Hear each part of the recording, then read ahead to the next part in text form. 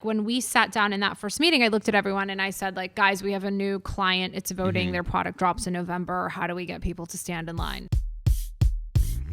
LawFlip, objection, Your Honor. Turn the game upside down. LawFlip, objection, Your Honor. Turn the game upside down. Welcome to LawFlip. It's an unfiltered conversation about law, life, politics, voting, and so much more. I'm Benjy Smith. So right now, this very moment has to be the lowest level of the United States presidency, America and modern history, pandemic, civil unrest, police brutality, morale. So how does it all start to change? Voting. And just one of the reasons why our next guest is here is she has been at the forefront of changing the way we think about voting. She's an entrepreneur, lawyer, creator, and co-founder of I Am Voter. She also just released a new podcast called The Dissenters with co-host Debra Messing, where they interview, among others, Hillary Clinton, Adam Schiff, and more. Excited to welcome Mandana Dayani. Thank you for being with us. You said my name correctly. I That was did. amazing. I butchered it like 20 times before, but so to the listeners, please share this episode with people you think will find it helpful. Let's flip the game upside down. So before we get started, I wanted to announce a new initiative we just launched. So law is one of the least diverse professions in the nation. We feel that lawyers aren't doing enough to change that, and we're committed to taking action. So through an application process, we're offering one Black attorney a variety of resources, including 6 months of access to our office and podcast studio, some seed money, a guest appearance on the podcast, mentorship from Lewis and me on legal practice and the legal business. To learn more about it, go to smithbenowitz.com/BLM. Okay, Mandana, let's start with the most important piece of information that needs to be delivered. How does one make sure that they are registered to vote? You can text the word voter to 26797. And you will be prompted to check your registration status, and then you will register and receive all reminders for all local, state, and federal elections, your polling location, and everything you need to know for all future elections. Okay. Now we can end the podcast. We can be done now. Okay. So take us through your story. Where'd you grow up? I was born in Iran. I moved to the States when I was about 6 years old, and we left through Italy, went to New York through a Jewish organization called HIAS that helps refugees resettle. And then we came to LA when I was almost 8, and then I've basically lived here forever. I went to undergrad and law school at USC, and then I practiced law for made it 2 years at Paul Hastings. And then I left to work as a talent agent. And then I left within a year to go in-house for one of my clients, who was Rachel Zoe. She was like a very big fashion personality and stylist. Sure. She had a big show on Bravo at the time. Yeah. So I worked on the licensing deal for her collection. It took about like 6 months. And then I went in-house to launch the collection. And then we launched a digital property called The Zoe Report. We had a styling studio. We launched a subscription business called Box of Style. We literally had like books and TV shows. It was the whole thing. It was amazing. I was there about 6 years. And then I went to go help run a tech company called Everything But the House. And I was there about not even 2 years. I don't even know. Something around 2 years. I had my second daughter, Miller. And that was really when I felt like the country started falling apart. And it was really hard, I think, as someone who is an immigrant and I'm just like a very patriotic person. And I think that's part of like the false narrative, I think, that is really hurtful from this administration is I genuinely do believe that immigrants are some of the most patriotic people in the world because America, for the most part, saved most of our lives.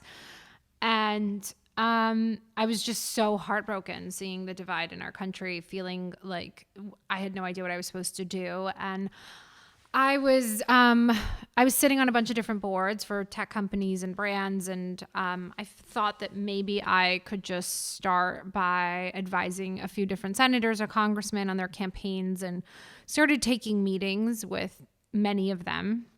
And it just kind of felt like every single conversation ended with, well, the most effective way to change this thing would be to vote or increase turnout. And I was like, I don't understand why this is the reality of our country.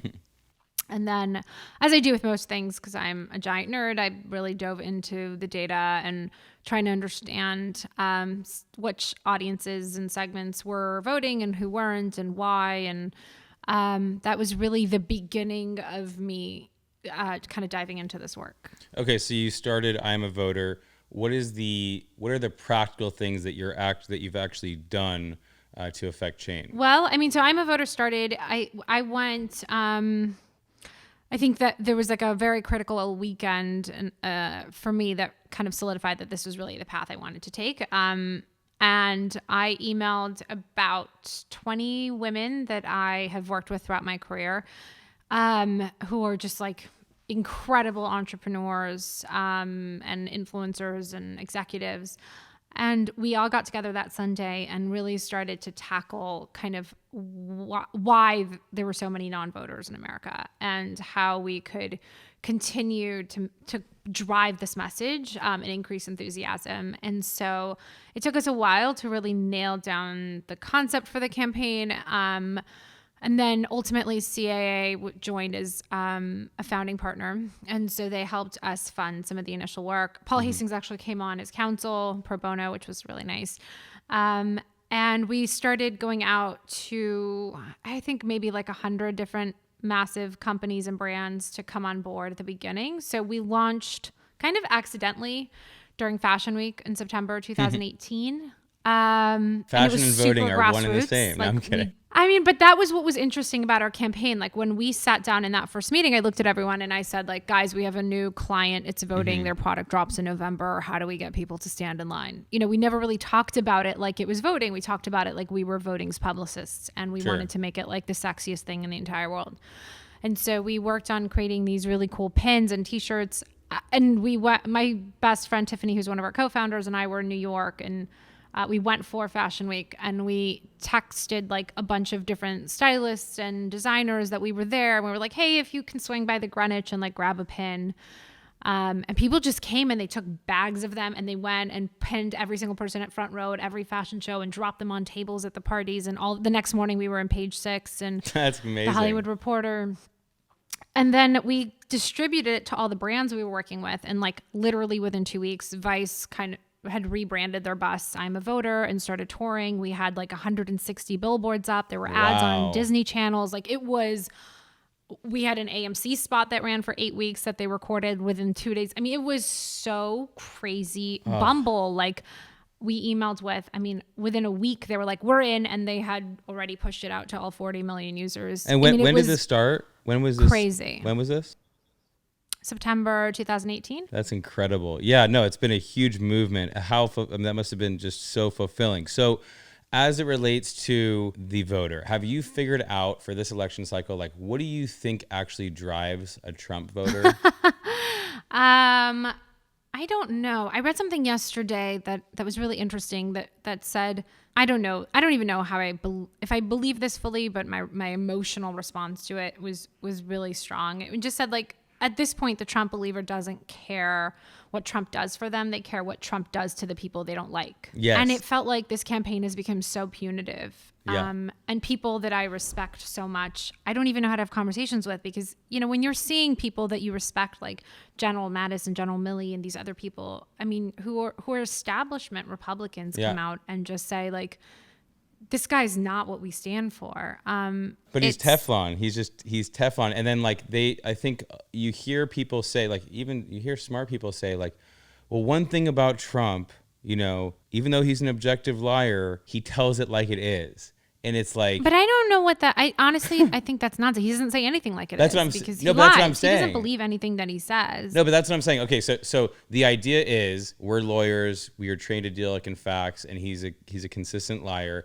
And then you have people who, like with a straight face, say, but he tells it like it is. And so I wonder, how do we break through to the type of voter who believes that a constant liar is the person that's telling the truth? So I'm a Voter is a nonpartisan campaign. We genuinely just want every single eligible voter in America to participate. And we feel like a big problem within our democracy is that people aren't participating. And so that happens whether they're running for office, as they should be, or whether they're participating in elections. And so that's like the general campaign. We don't actually, as a campaign, ever talk about issues or politicians. And there's so many people that work on the campaign. All of us work pro bono, like all of us are volunteers, and all of us have very different points of views and political opinions. And I think that's why we've been able to maintain a very, very objective, nonpartisan approach to the campaign, because we do represent a very broad spectrum of ideology. Yeah, and that makes sense. I personally obviously have very different political views from other people that work on the campaign.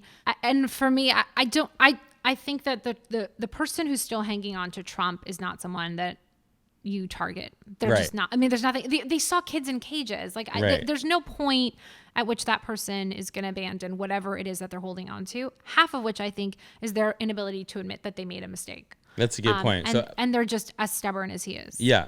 So, okay, sounds kind of obvious to many, but if I'm a Democrat, why should I vote in California when there's no way there's going to be a vote for Republicans? There's a million things that you vote on every single election cycle for the rest of your life. I mean, your local school quality, your criminal justice reform, police training, rent costs, affordable housing, all these things that you care about are up for election. So it's not, you can't say that the presidential election is the only thing that matters. And voting down ballot is really critical. And there are a lot of other people that run for office that you should care who your sheriff is, and you should care who your school superintendent is. And state offices are really, really critical. When you look at all the changes that have happened systematically throughout our lives, like some of the biggest civil rights movements happened because of the laws that were passed within the state legislatures. So it's not, I mean, those state representatives matter a lot. Sure. Judges matter. All these things matter. So it's not, and by the way, like, it's a privilege to be able to vote. You know, it's not, it doesn't even matter whether you think you need to vote for Biden or Trump. Like, you should vote because you can vote. And by the way, those votes aren't as necessarily lopsided as maybe the presidential election. So if it maybe in California, Democrats have a huge lead, in the presidential election, but maybe there are some tighter counties where the Republican-Democrat spread isn't as big. I mean, we sell more guns in California than we do in Texas. There are laws that need to exist in our state to protect our children from shooters on a daily basis. So I just think that you can't pretend like you live in an island because you think you live in a liberal state. Sure. Okay, Trump says mail-in voting is rigged, even though he and his family do it.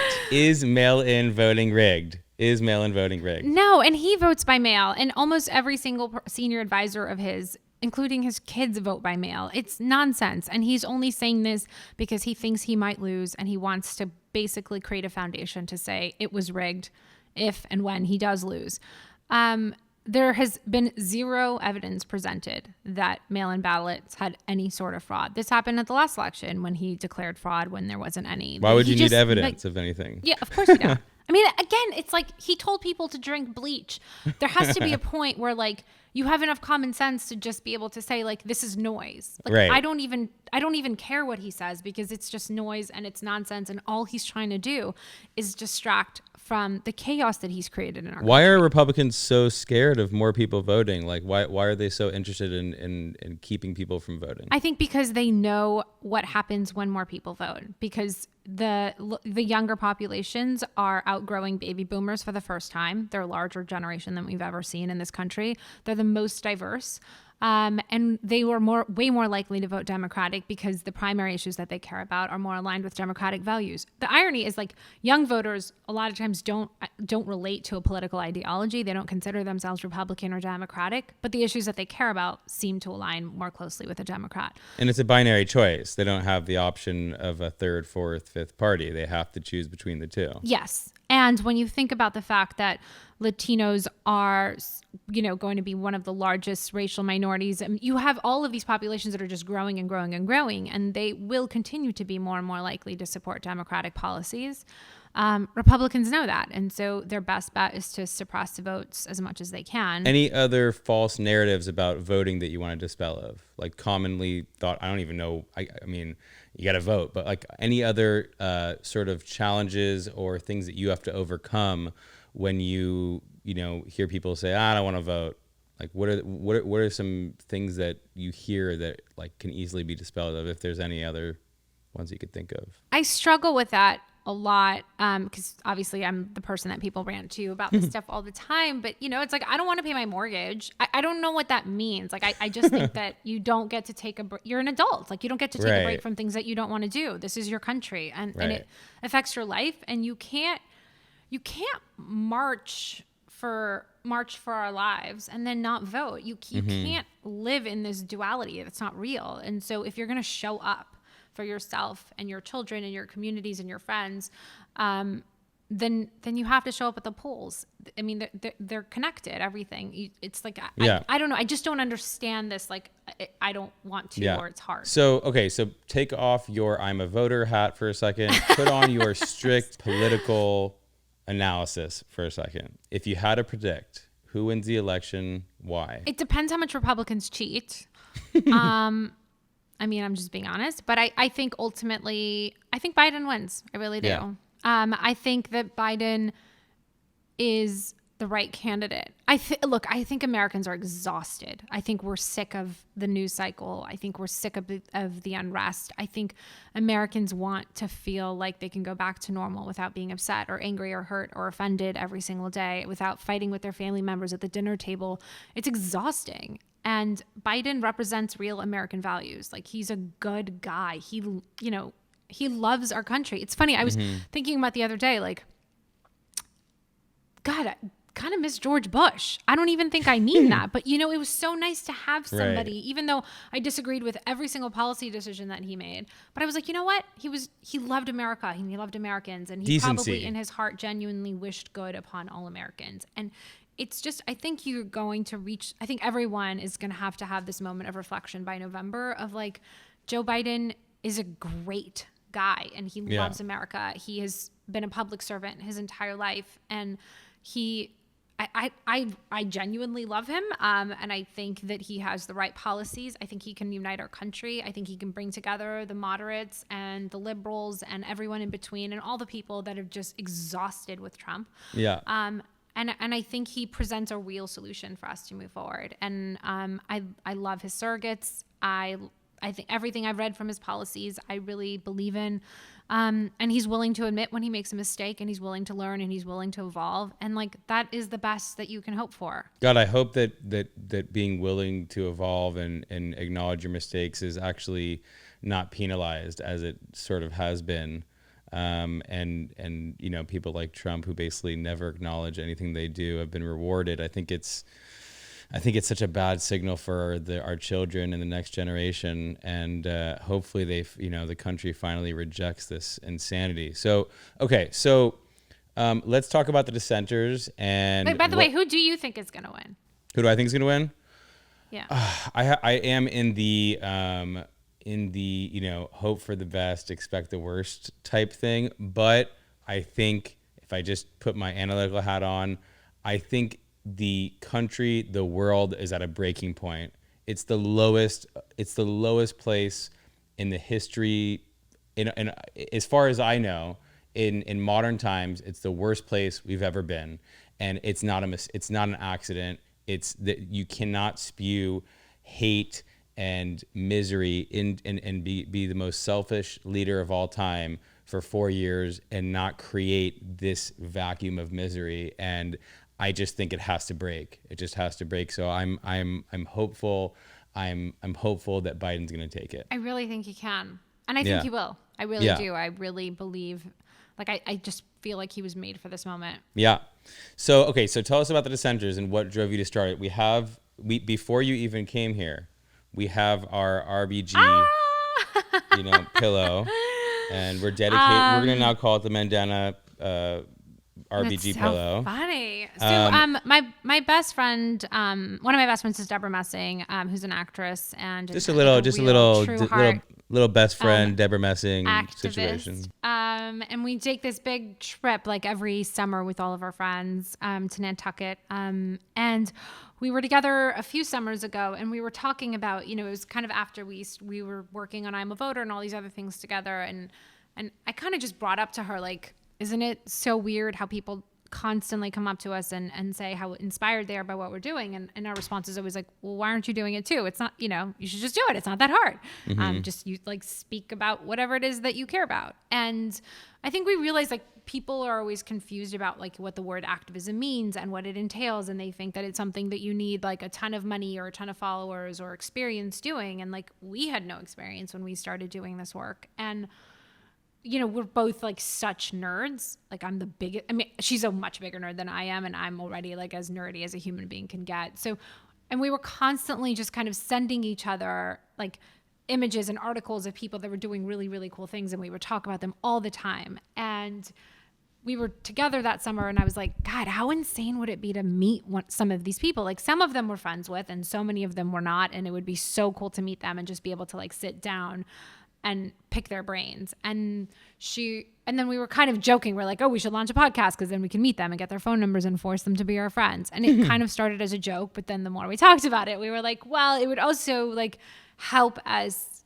like share their stories and their paths to figuring out who they are and what they did. And we spent a lot of time just thinking through it and like writing this list. And we really wanted to highlight people in all these different like sectors, like fashion, sports, entertainment, like whatever it was. And we spent months just like compiling the list and doing the research. And then it took us quite a while just to like do all the interviews and the prep, but it was amazing. We launched the podcast with Glennon Doyle, who is just like someone we both are obsessed with. And she really helped set the foundation for just what it means to be an activist.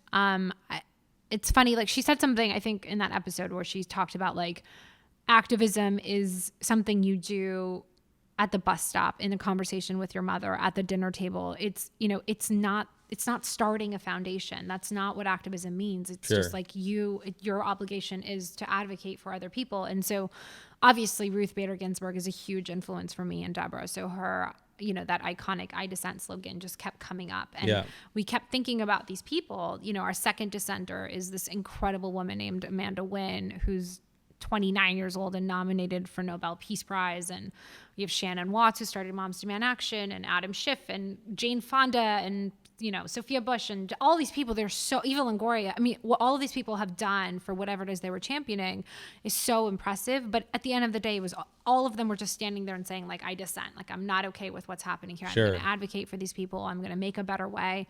And committed to figuring things out as they went. I think that so much of the barrier for people to doing anything in their lives is this fear of not knowing everything about it, or the fear of failing. And I think if I had any regrets in my life, it was the things I didn't do because I was afraid I would fail. That's like the whole deal with this podcast is all about like doing things that aren't traditional and taking shots. And like, I want to interview Hillary Clinton. Like, how did you have the chutzpah to do that, to go try to figure that out? By the way, we tried really hard to get RBG. So that was, I didn't even want to ask you that because that was the obvious question, but I didn't want to, like, because you obviously didn't do it for this round. So we tried really, really hard. I would say I think we got almost every. The only other person we weren't able to confirm, but we will do if we do a second season is Chef Jose Andre. We really wanted to speak to him. He's incredible. But he was obviously been doing such incredible work. Yeah. And is a little busy right now. Yeah.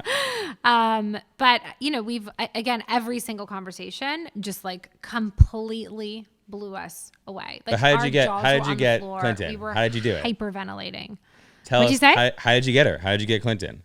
How'd you do it? Hillary, you know what? Actually, Debra was a surrogate for Hillary. And so they were, they became very, very close through that campaign. So that was Hillary. Okay. Adam was friends with one of my friends. So he texted him. Everyone was just like, some people we just like stalked on Instagram. And just like DM'd and found mutual friends. We got real scrappy and it just kind of happened. Okay. So what are your keys to success in getting big initiatives like, I'm a voter and dissenters done? Because people sit back and they hear you and they hear somebody who's had a big life, big career, You've been involved with some high profile, high impact things, and they think they can never do anything like that. They fear that they would never, it's just too much. It's too much. There's just such a gap between where I'm at and where you're at. How should we be looking at it? I just think that's not real. I think that's like in your own head. Genuinely. Because I think that even when I hire, and I've literally hired hundreds of people in my career, I look for common sense and passion. Like if you come in and you are the most passionate person about whatever it is that I have met, if you have done the research, if you believe that you deserve to be in the room, and you have the common sense to be able to navigate the issues and build whatever it is that needs to get done, you are the right person for the job. I honestly don't care about the pedigree. I don't care where you came from. I mean, when I transitioned out of working at a law firm to working as a talent agent, I didn't have like a family member who owned a talent agency. Like I'm an immigrant. I didn't know anything. I'd never worked at a talent agency before, but I was determined to do something that I was really passionate about, and just advocated for myself over and over and committed to learning. I walked into so many rooms I literally knew nothing about. Like I remember when Rachel Zoe asked me to come to launch the fashion brand, I was like, of course. I knew not one thing about a fashion brand. I knew nothing about a fashion show. I was on a plane 4 days later, flying to New York. I was producing a fashion show. I was producing the Rachel Zoe project, and I was putting together a team for a fashion brand, of which I had never worked at a fashion brand, literally knew nothing. Had to Google like what a step and repeat was, because I had never heard that term before. That's such a good point.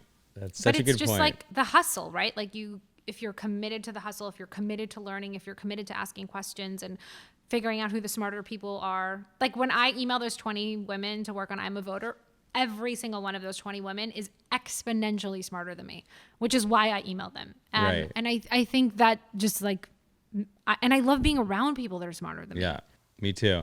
No, I think that once you start to get around people that are in power and that are successful, and you realize even a lot of times they don't know what the hell is going on, you start to think like I can get in the mix here. I can. It's funny. That was the next thing I was going to say. I think that all of us, like when we're coming up in our careers, we think that the people in these rooms like know everything. Right. Like I remember thinking like the day I joined a board, like everyone's going to be so smart, and I'm going to join the C-suite of a company, and everyone is going to be so impressive. And you realize like no one knows what the they're doing. Like everyone is figuring it out as they go. And so if you are, again, if you're confident in your ability to learn and figure things out, like you will learn and figure things out. Yeah. But I think almost everybody is figuring it out as they go. Okay. It's a challenging time for all of us. Pandemic, yada, yada, yada. Give us some hope. Where's the hope? Look, I believe people are inherently good. I believe that Americans love this country.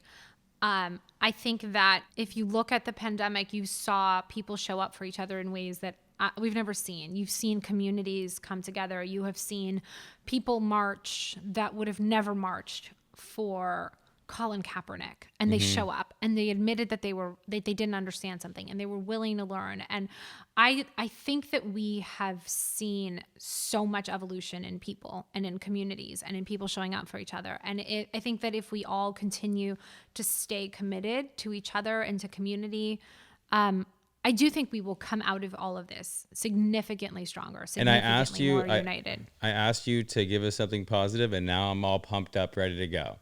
Okay, so no, that was good. That was good. So we're on to deal of the week. So Mandana, my deal of the week is vote. Look at the damage and destruction caused by the failure of so many to vote. From judges to pandemics to race issues, and probably most important, morale of the people. Voting has deep implications. Get out there and vote. So what's your deal of the week? Make it something wild. I have two that changed my life this week. One was I bought a bouncy house for the kids, and it was like $150 at Target, and they have been so busy with it, and it has given me so much sanity that I needed. So everyone should buy a bouncy house. And I moved all the furniture in our living room so that it would fit here and make the space, make the time, do it. And the other is the Joanna Vargas Euphoria face mask. Goop just sent it to me, and I tried it, and my skin completely changed by the next day. It was like magic. So I highly recommend those. Okay, I love those deals of the week. Legal tip of the week. It's sponsored by Smith & Benowitz. Our new phrase is we're the anti-Karen law firm. So what that means is don't let the Karen supervisor get in the way of your voting. So, we do class actions, employment, and personal injury. And so we find that there are a lot of Karens in the workplace. And so Karen will be voting. So you do the same. Whether it's mail-in or whatever you have to do, don't let Karen get in the way of your voting. Mandana, what's your legal tip of the week? I would just say look into early voting. I think nearly 40 states at this point offer no excuse early voting. And it's a great way to show up without the heavy lifting that you associate with actual voting. So it's something that I would look into and check out I'm a Voter because it can help you navigate a lot of that stuff.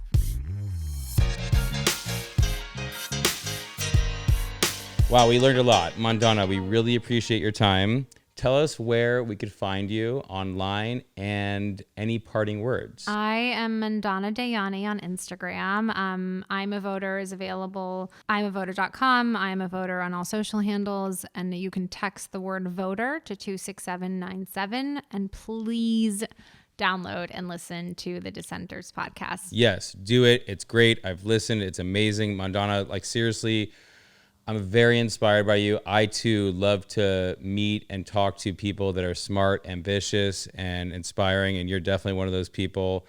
Thank you. I think, yeah, no, seriously, and I really appreciate you coming on, and I think, anybody who doesn't get moved by your tenacity and your hard work and your commitment to bringing about change, if they're not breathing, I mean, it's I know, but seriously, I know, but I really love being around people that have this type of passion and then take the action, to support that passion. And I really appreciate it. We're always here. Our firm is always here to support any initiative you're behind. So thank you so much. And so Thank you. To our viewers, check us everywhere, YouTube, social media. We got a new program called Karens at Work where we detail all the way that Karens mess up the workplace. If you aren't following along, then maybe you should be. Mandana, thank you so much. I know that was a little bit of a kooky ending, but we do find that there's a lot of Karens in the workplace. I know it's crazy, but there's racist Karens, there's Karens that want to support sexual harassment, all sorts of Karens in the workplace. So we appreciate, Mandana, you sticking with us, and thank you so much, and we'll see you soon. LawFlip, objection, Your Honor. Turn the game upside down. LawFlip, objection, Your Honor.